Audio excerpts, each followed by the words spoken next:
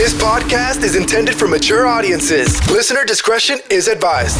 Out of the Ashes presents Missing Dad. I might have ended up on the wrong side of the tracks if Pops wouldn't have pulled me back and said, yo.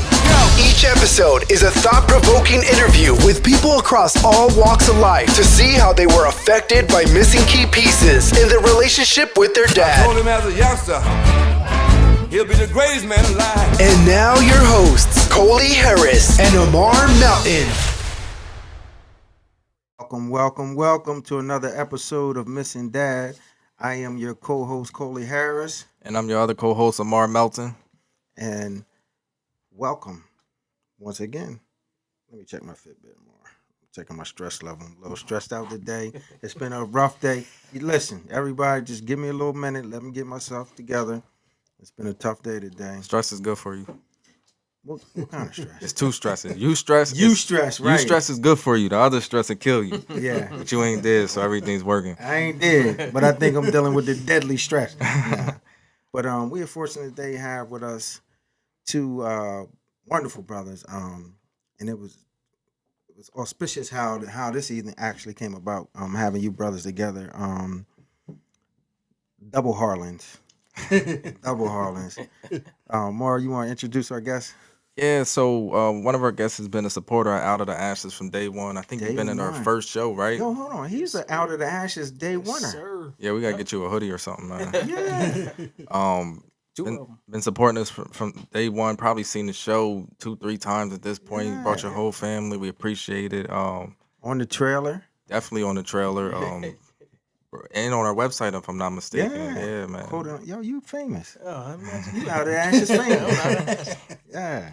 But, you know, other than being a good dude, he's also the vice president of the Mothers Organization. He's doing a lot of good work in the community. Mothers is an outreach group for survivors and victims of violence. So very much needed in our city of Wilmington, Delaware. You know, I've been a part of one of the events. I spoke there. And, Dad, I think you spoke at one of the events, too, probably a couple years. Yep. And it was impactful, man. And so hats off to you.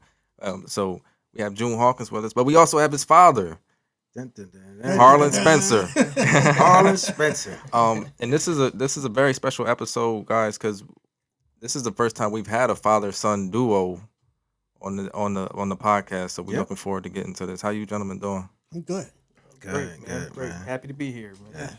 Yeah. And let me say, when me and June was talking earlier in the week, we were just kind of coordinating about the paintball event he has, with mothers. And we was talking through it, and he was like, "Yo," he said, I was telling him, "Yo, we gotta get you on the podcast." And he was like, "Yo, man, I'm gonna hit my dad up, see if my dad can come down." And I was like, "Bet, that would be super duper dope, man." Because with Missing Dad, and Out of the Ashes, you know what I mean, our whole thing is about healing relationships. Thing been sticking in my mind more over the last couple of weeks is about redemption and having, allowing for people to redeem themselves.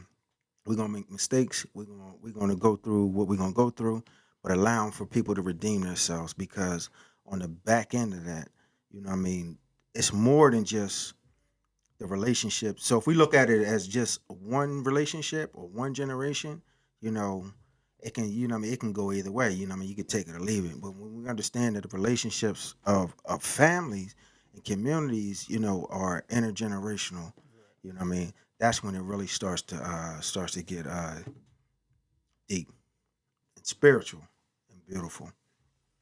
So, do you brothers tell us a little bit about yourself?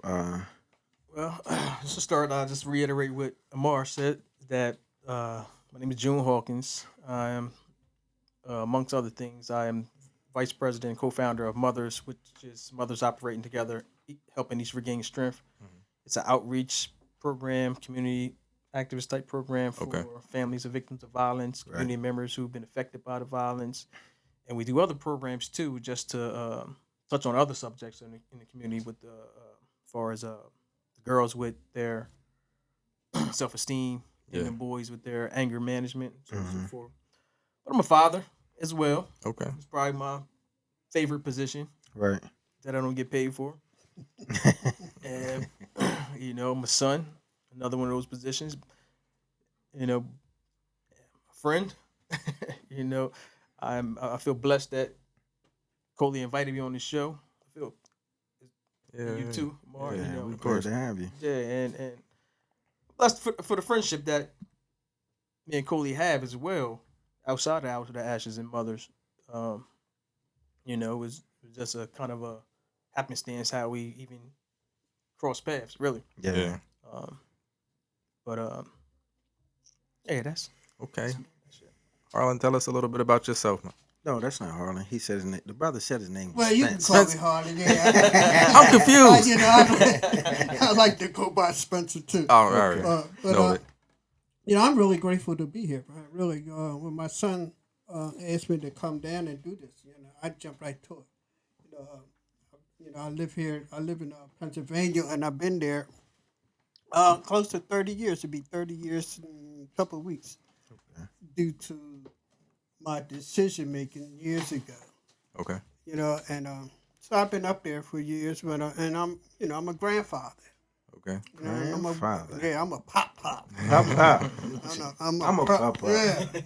And I just heard your dad say something. The redemption, in the family, it involves me and my son, and it also involves me and my grandkids. You know what I mean? So because that line has to be broken from certain things, But but I'm glad to be here, man. Yeah. You can ask me anything. Yeah. That's good. Well, we're gonna ask you. We're definitely going to ask. Definitely gonna ask. I'm happy to have you both. Yes. So tell me a little bit about your relationship with your dad.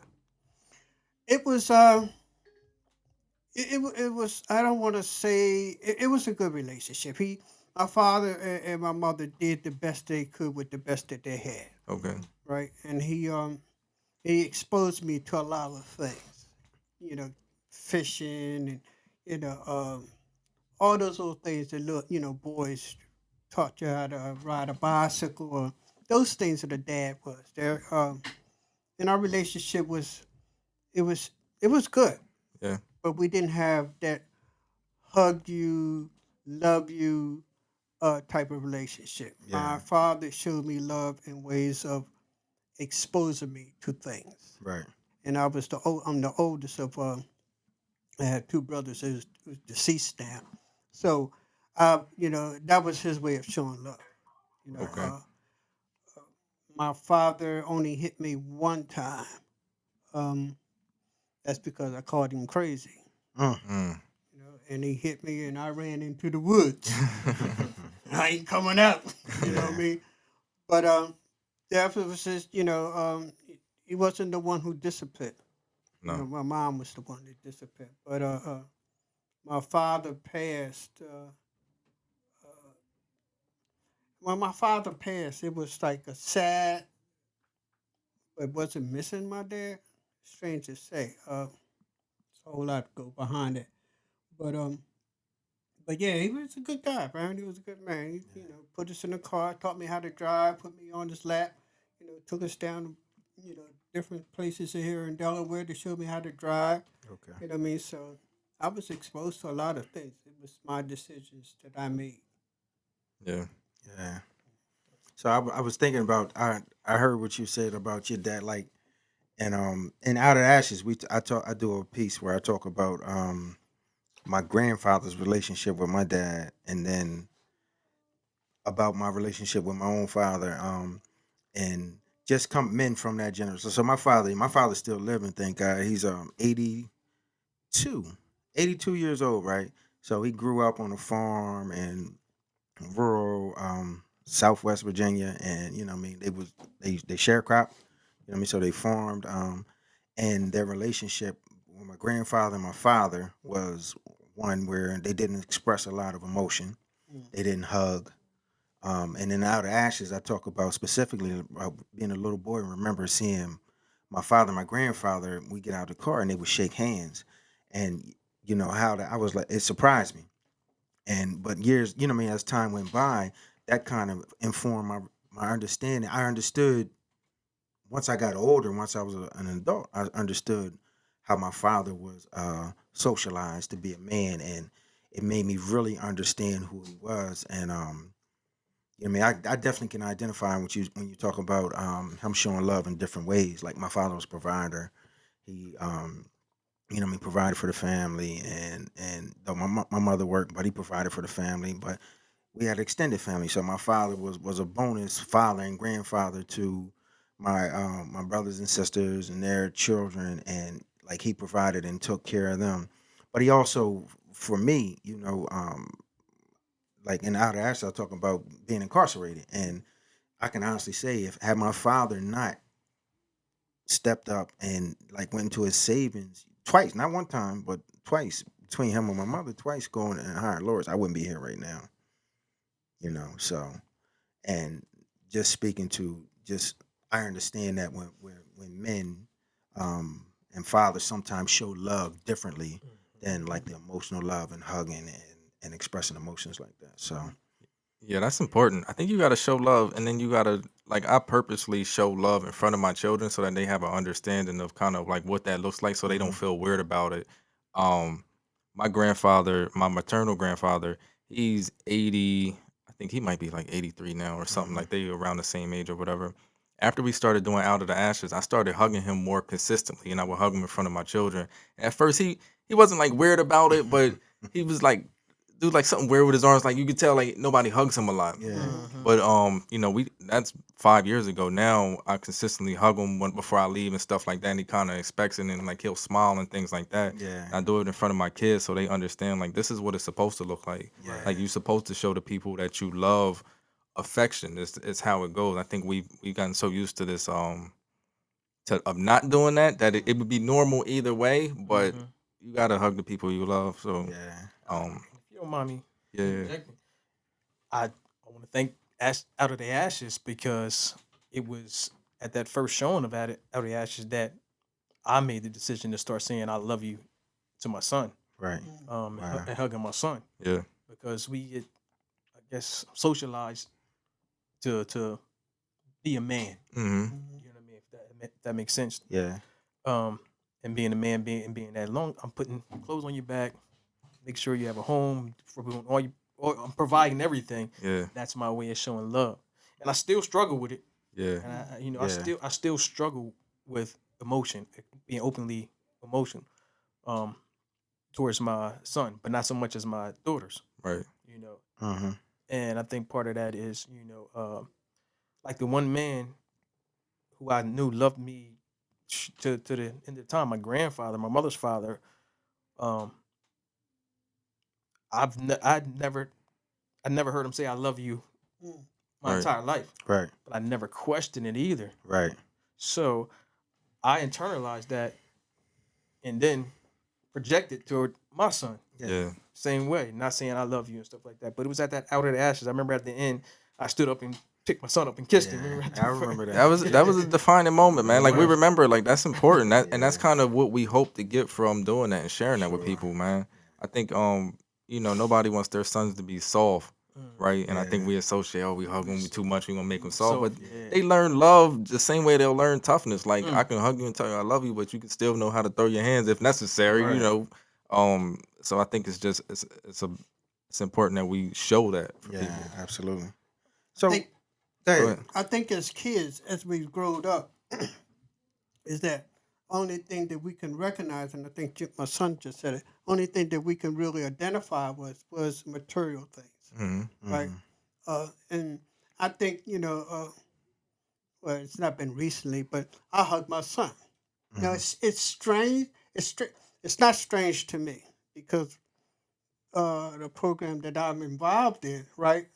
That's what we do. right, Because it says the hug means to make a difference in a person's day, right, right?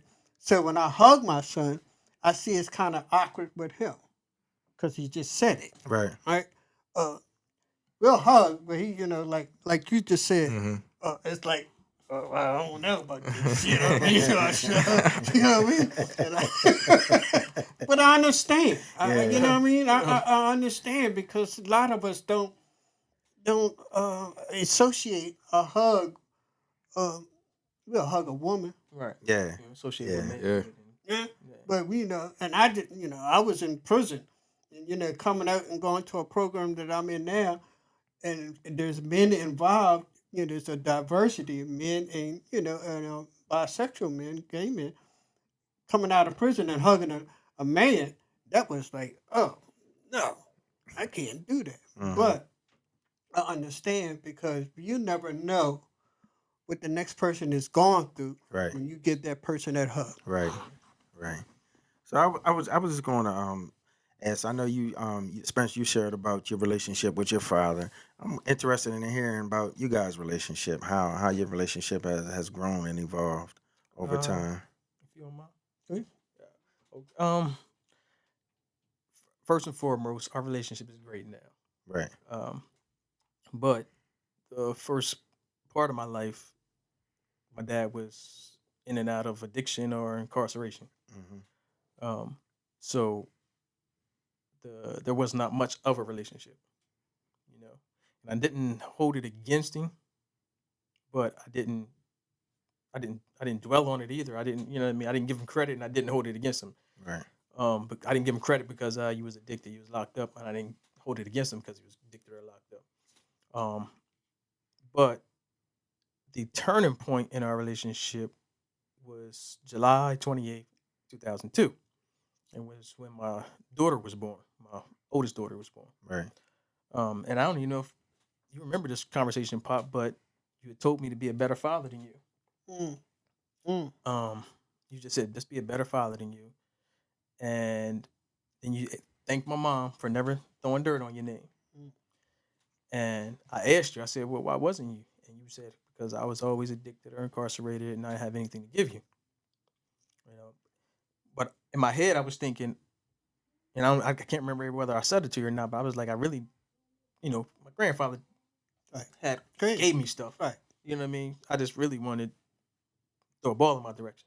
Right. You know, but and like I said, this since 2002, our relationship has blossomed Yeah. into a relationship that is supposed to be, Right. and I'm happy about it. You know, I feel blessed that he's still around. We had one incident. We disappeared for a little bit.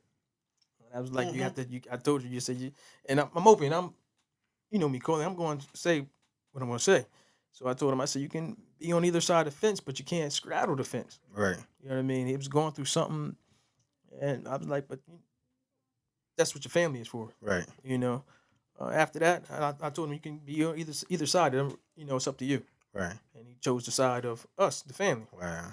And it's it's been on and popping ever since, Yeah. to say at least. Spence, what was that turn? What was it about that? What was it? July? What you said? July the 18th? July 2nd, July 28th, 2002. July 28th, 2002. What was it about that turned the corner from you, for you?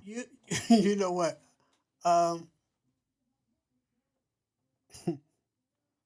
That old misinformed information that we get that a man ain't supposed to cry.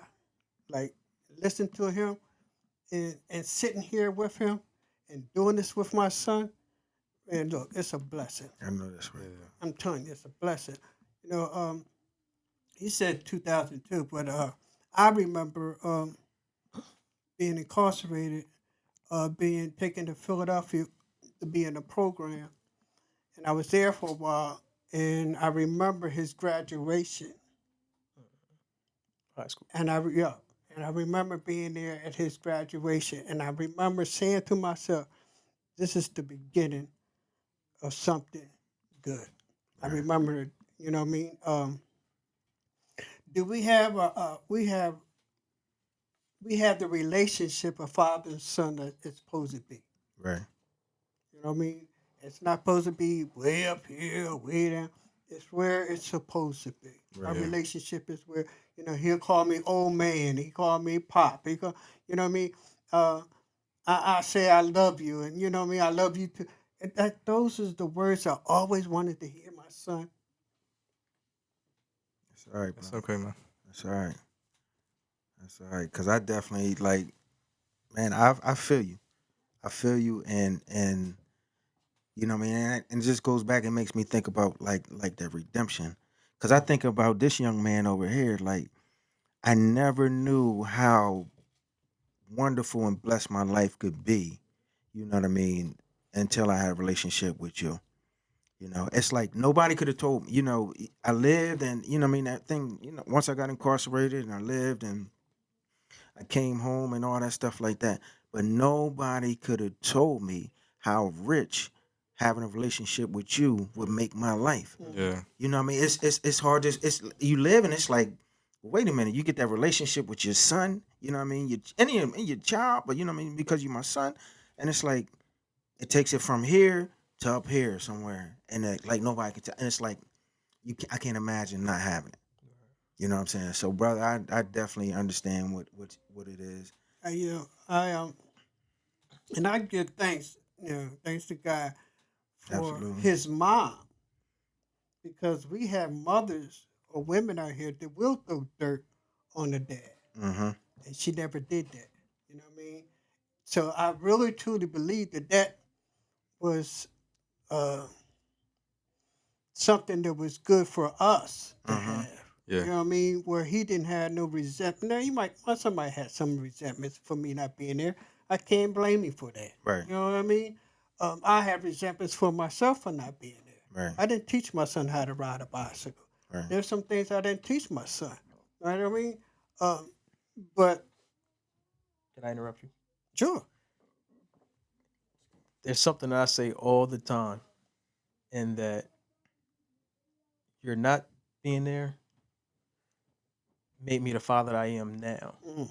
So you taught me by absence, I guess. Mm. I guess Yeah. addition by Right, subtraction. Right, Mhm. right, You know what I mean? right. I always knew, like, I didn't have my first child till I was 28, and most of my friends was having theirs 20, 19. You know what I mean? Everybody was having kids. But it was by design, because I knew I couldn't be who I wanted to be to my children at the during those any time before that. Right. Mm. So I always do attribute the father. And it's one of the things I'm most proud of, being the father that I am, to you know what I mean, you're not being around. Right. Right. Right, I You're not understand. being around. And sometimes I wonder if you were around regularly during that time in my life, stages of my life, would I still be the father that I am? Mm. You know, Mm. Right. I think sometimes, uh, and I say this because I know from some people from experience who take it for granted having their father around. Yeah. Mm. You know what I mean? And their relationship with their children is a little different than is ideal for me. But I don't tell nobody to raise you. Yeah. Right. You know what I mean? Right. That's my business. Yeah. But Yeah, it's so I guess what I'm trying to say is in hindsight, it was you divine. weren't there. You weren't there. But in the moment, I can't discount you not being there, because it would have made me. Right. Yeah. Yeah. Wow, this is a heavy one here, Mark. It's a heavy one here. Go ahead and cry. You'll be all right. Now that's June. I think that's a good point that you made, because I often think about, like, of course I wanted my dad with me throughout those times. Like I rely heavily on my grandpa, and he was late 50s, early 60s by the time I was born. Like, and he really couldn't do much with me other than kind of tell me, but he couldn't throw the football or nothing like that. He could just drive me places or talk to me or whatever, right? And I said, God, I wish I had my dad with me to kind of walk me through this. But then being an adult and then kind of looking back, it's like, if he had never went away, is that the person that I wanted raising me? You know what I mean? Mm-hmm. That would have been around, Right. you know? right, And right. and would he have made it this far? Yeah. So a lot of times I have to, like, juxtapose that against each other. It's like, yeah, I wanted him there, but What if he was there? Yeah. but what if he was Right, there? right. Would I be where I am now? Would he be alive? Would he have done a longer sentence? That stuff like that. God's plan is tricky. God's think plan it's divine. Yeah, divine intervention. Divine interventions are supposed to be that way. Yeah. You know what I mean? I It was- was written before we even, Yeah, I believe that. you know what I mean? And we're lucky, man. Really, Right. I mean, all four of us Four at of this us. table Yeah. Bless, yeah. are blessed. We're lucky that we're at this table together, Right. because I got a nephew right now who don't got two words for his dad. Yeah. And his dad was around. But like I said, I still feel blessed at 45 to have my dad around here. Yeah. You know what I mean? Like I Yeah. said, it's been daughter be 18 soon. So the last 18 years is when we really, really started building our relationship, understanding things about each other, knowing who our favorite teams are. You know what I mean? Yeah. Stuff like you're surprised that those little things Mm-hmm. make that much sense. I remember before we had got our relation started blossoming, I would think I knew my stepdad's favorite basketball team was, and I was like, oh, I had to think to myself like, I don't know what my dad's real team is, Right. favorite team is. So I feel blessed to have the relationship that we have right now, and I love that I have I have children Mm. that I feel like he can actually redeem himself with. Yeah, that's what we was talking when you and I were talking on the phone he the Yeah. can other really, day. Yeah. I mean, I say it in jest and joking sometimes when I tell people. I was like, yeah, my dad gave me some money on my daughter's car, and I and joking, I would say, man, my kids got the dad that I was supposed to get. But Yeah. I said jokingly, but you know what I mean. I'm happy that he wanted to do something like that. Yeah. I'm happy that he could do something like that, and I know it probably warmed his heart to do it. Yeah. You know what I mean? Yeah. It was like a dream come true. Uh-huh. Something I always wanted to do, and I was blessed to be able financially to do. And I was running across some friends of mine, and they said, "Why are you talking to us about it? Go ahead and do it." And I start praying about it, and I said, "You know what? This is the right thing to do." Yeah. You know what I mean? He has exposed me to things. Not only to, I know he's a great father. Right. I see him in action. I see his relationship with his kids. You know what I mean? But he's exposed me to, like, I ain't never been on a plane. Yeah. Pop, you want to go to Atlanta? Sure. You know what I mean? You want to go here? Sure. You know what I mean? Yeah. So that relationship and that interaction like that brings us together. Mm-hmm. You know what I mean? And I try to have that with my grandkids. Yeah. Them grandkids something special, ain't they? Yeah, man. Because I got more. I'm telling you. Like that old saying, I got more time behind me than I do ahead of me. Yeah. You know what I mean? Yeah. So, and I even took my job. I told him a lie. I said, "Well, look, told him some lie, but I can't work on weekends." But the the fact was that I wanted to spend time with my son and my grandkids. Right. Because I remember that what you just mentioned, that absence being there. Because I lost my mom, Mm-hmm. I lost my dad, I lost both of my brothers. So I felt like an orphan. I felt Right. like there was nobody. And I forgot I had my son and my grandkids. Right. And he brought it to my attention and said, "Pop, like, bring your family." Right. You know what I mean? So Yeah. I thank God for it. I know that's right. And I was supposed to go through all the things that I went through to be where I'm at today. Yeah. Supposed to. Yeah, Same for you. Yeah. I feel like the same. I feel the same way. Like Yeah. I never always say. I've been saying recently anyway. Don't never undervalue the power of a father being there to say stop. Yeah. You know what I mean? And there were times that, looking back, I would, or even doing I was doing certain things in my life and doing things that weren't even necessarily me, but it was what I was doing at the time. Mm. And there was a time I would kind of put it on my dad, like, he should have been here to tell me stop. Right. You know what I mean? When at the end of the day, it really wasn't. We were born with free will to make our own decisions. But I guess I say all that to say that, like, the things you do from your grandchildren, my children, you're also doing for me. Mm-hmm. You know what I mean? You didn't put money on Nas's car. You know what I mean? Right. You created a memory of us buying my daughter, your granddaughter, a car. Right. You gave me a memory, which I'm big on memories. I'm not big on Yeah. things. Yeah. Big on I memory. don't care about trinkets and things like that, but I'm big on memories. So you know what I mean? Yeah, and it I think about it because I remember one time at a presentation, somebody had asked me about had asked Samar actually about how my grandchildren felt about me, and he was like, they just love him. They That's just love Papa. Mm-hmm. They don't know any different. You know what I mean? And it's that's when I talk about that redeeming and being able to be there, because here's the reality. Our lives, these lives that we live and these families that we build And as we continue to live and grow, and children continue to be born, and we keep add on to our family, even if we had a bump in the road, there's still value in the grandfather being in that next generation, and the great grandfather, and so on and so forth. And the child's life is going to be richer for having had. Not only did I have my father and my mother in my life, but I have my grandparents in my life, and they add a different value. You know what I mean? A different level of value to the child's life, and a different level of security, particularly in these times that we live in now, where it's a challenge. It's a lot of uncertainty, Right. and they add that extra level to it, man. And you just can't undervalue that. You just can't undervalue what it is, what an individual will mean to the next generation in their family. Yeah. So Spence, since you and June, since in the past 18 years, you guys have sounds like y'all really been working on your relationship, spending a lot of time together and stuff like that. What's some of the life lessons that you were able to teach June during that time? Even though he was an adult at the time, I'm sure he still had a lot of value and things that he could teach you that you probably didn't know about. You asking I'm asking what I Spence. learned? Oh, okay. That's a good question, man. I'm like this. Because I wasn't there.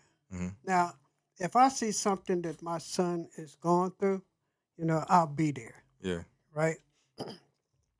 And if I see something that where I should have said to him when he was little, and now he's a grown man, Hmm. uh,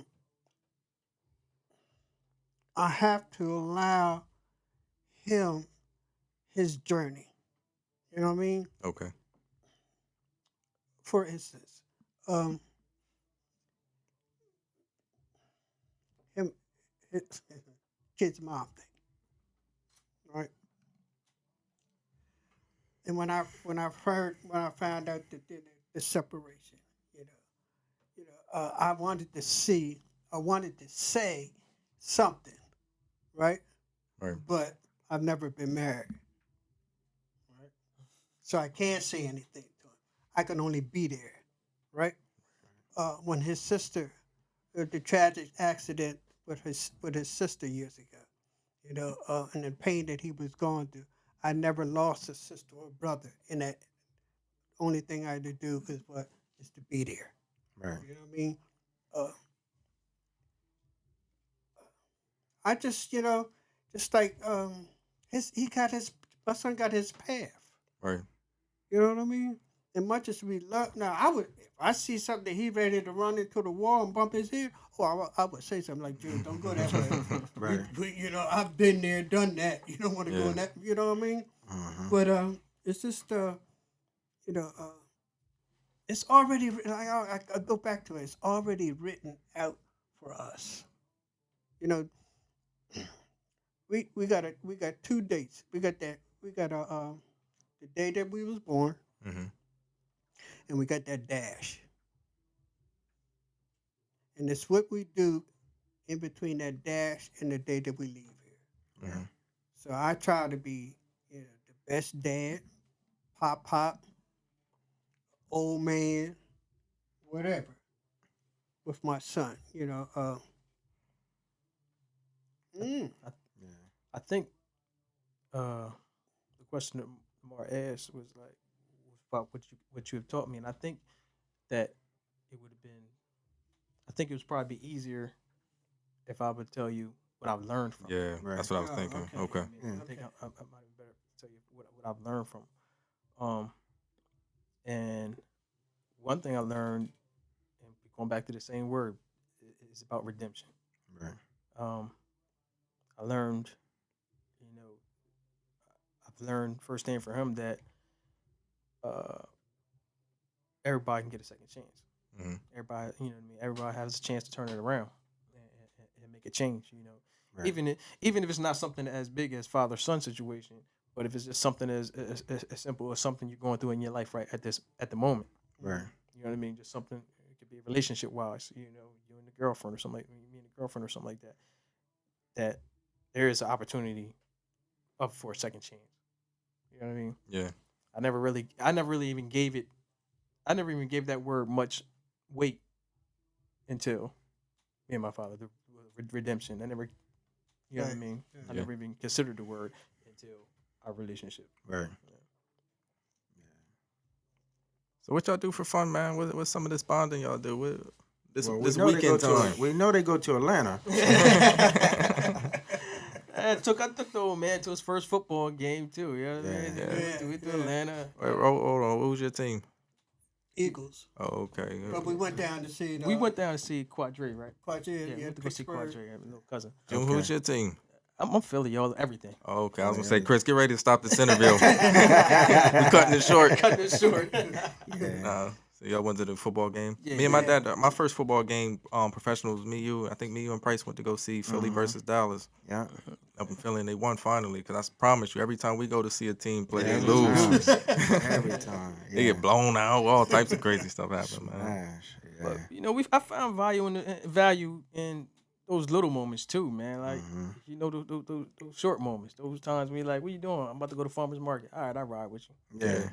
You know what I mean? Yeah. I'm over at Booth Corner. Oh, I'm on my way up there now. I'll meet you there. Hold up. Yeah. You know what I mean? Yeah.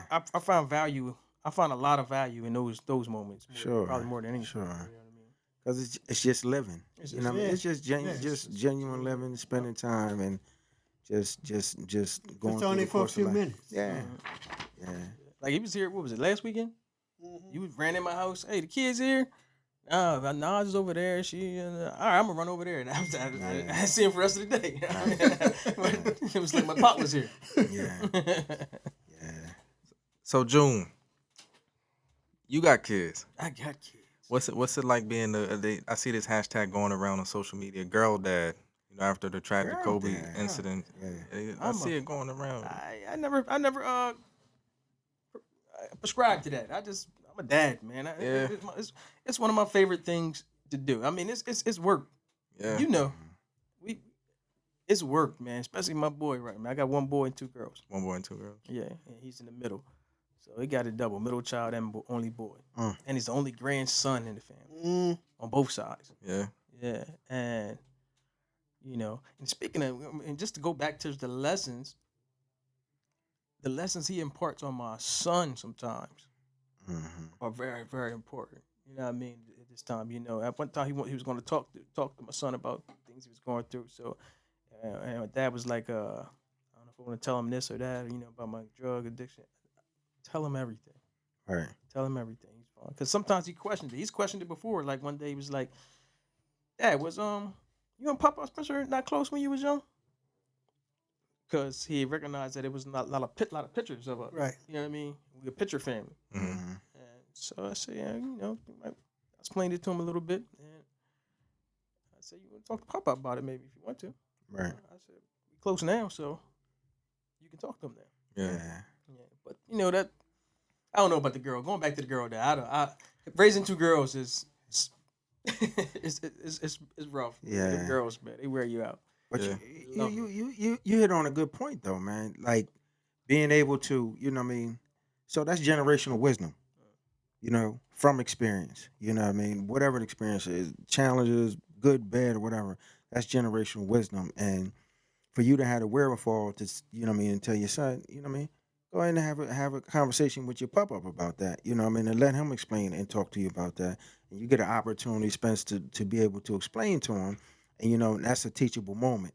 You know, and that's a beautiful thing, man. And that goes back to what I was saying about the generational, you know what I mean, the generational learning. Because imagine this, think about this, you know what I mean, you got individuals who are in this world, right, living their lives, and they go to have a family and they raising their children, but they lack the wisdom of the ones that came before them to be able to help them and to teach them with not just worldly wisdom, but y'all got some lessons that are specific to your family. You know what I'm saying? That's specific to your family. You know, I can think about many with my own father and my mother and things they imparted on me from my grandparents.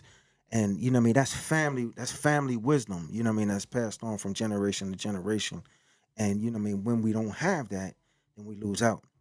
Because you have the children learning the same lesson that the grandfather or the great grandfather or the great grandparents have already learned. You know what I mean? So I think that's important, man. It's built on experience because when my grandson was going through something at the time, and I asked my son, "Can I talk to him?" Which I knew my son was going to say yeah anyway, right? And I take my grandson down to the zoo down there. What's that on? Down by the Brandywine Zoo. Yeah, there by Brandywine Zoo, and we sit out there and we had that talk. And for me, I pray before I even try to say anything or give somebody some experience of what I've been through, and that's what I did. And I talked to him. I can only we can only give somebody our experience on what to do and what not to do. What they do with it, it's out of our hands. Right. You know what I mean? So whatever I shared with him, I said, well, you can tell your mom what we talking about. You can tell your dad what we talked about. I'm telling you, blase, blase, blase, blase. Because, look, man, I don't want my grandson to go down that same path that I went through. Right. Because it's easy. It's crazy out here. Yeah. You know what I mean? And that's all we can do is just lead them and teach them and give them us a experience so they won't be, and I told him, man, don't be a follower. Right. You know what I mean? That's what got me in my situations I was in. I was a follower. Right. Wanted to be accepted by, society and people. You know what I mean? But and that's all I can do is talk to him, love him up. Yeah. That's all. You know what I mean? So what do you guys hope for in the future? What are y'all looking forward? What you looking forward to in these next 10, 15, 20 years? What's the hope? My hope is that you said 10 years.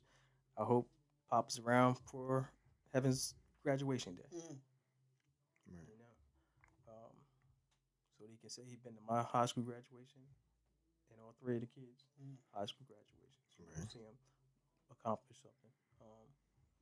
I hope that the relationship that I had with my grandfather is similar to the one that they have with my father. Right. I hope that they can, their bond remains tight and remains strong, so that it's enriching for both them and for him. Yeah. I think that it's fulfilling for both parties, and for myself as well to see. You may be able to see it. Right. That's my hope. Yeah. How about you, Spence? What you looking forward to? I I'm know you just said you gonna- got more days behind you than you got in front of Yeah, you. yeah, and Yeah. and I'll pick it back off my son. That's that is my hope and my dream is just to see my heaven, my little sunshine, the youngest grandchild to walk across that stage. Right. You know what I mean? Um, and then just I don't know, man. It's just enjoy their life, Yeah. enjoy their what I mean, their company. Yeah. You know, I mean, I say it all the time, man. When I go over to his mom's house and Heaven's upstairs, which is the youngest one, and I go up and I go in there and holler, Heaven, and when she comes running down that steps and said, Papa, Papa, you just don't know how much that makes me feel. Yeah. Yeah. Because I didn't think I was going to ever hear nothing. How about that? How about that? So you guys, I'm looking at y'all, man. Y'all fill my heart up this evening, man. It really does, cause Yeah. seriously. So for people go through the struggle, who go through the storm, right? Fathers and sons, you know what I mean, sons and fathers who go through the storms, and some that might be going through the storm right now. You know what I mean? What type of words of encouragement do you have for them? For the Either son- one, I was father, gonna say, son, whomever. for the son, I would say give it a chance. Don't give up. You know what I mean? Don't give up on it completely. And I had this conversation with a nephew of mine just recently. It's like, don't completely give up.